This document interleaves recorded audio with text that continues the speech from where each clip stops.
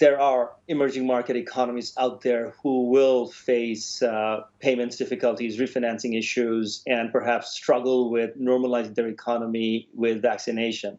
So that, unfortunately, is going to be a reality of 2021. But thankfully, that will not be the only reality. I think the overarching narrative for 2021 would be normalization and reflation.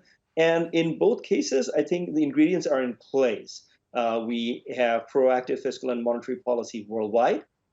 We have vaccination rolling out, and the expectation that this mismatch of supply demand, where supply is disrupted because of the COVID reality, but demand is picking up because people are getting paychecks from governments and are becoming a little more confident and optimistic about the future. That confluence could create a bit of an inflationary backdrop for 2021, which, in my view, in a small dose, is a pretty good thing for the world economy. And certainly the expectations for a pickup in inflation are certainly matching what you're saying there, Taimur. The problem is, while a number of central banks would perhaps like a little of inflation in the system, be careful what you wish for, and you probably don't want too much. Is too much inflation something that could be on the cards this year?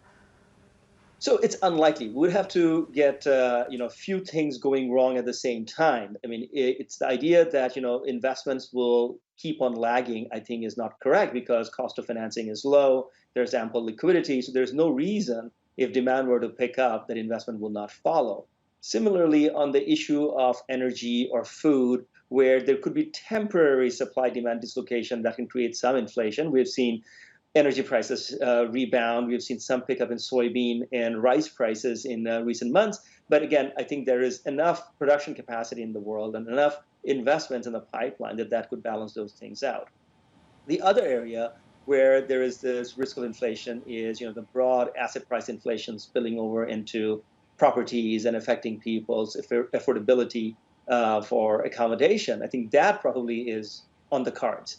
If you're going to have prolonged periods of stimulus measures in place, one of the easiest areas where we see buoyancy is the property sector. And we could probably see initially in the residential side and then spilling over to commercial real estate. And that, in my view, is not something that affects people's pocketbooks on a day-to-day basis, but on the margin, housing affordability can become a source of social concern down the road.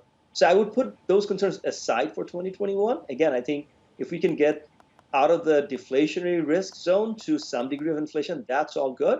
But I think we should also hasten the point that a prolonged period of persistent inflation could be very damaging for the global economy and create massive financial stability concerns. But that's hopefully a 2022-2023 headache, not a 2021 set of concern.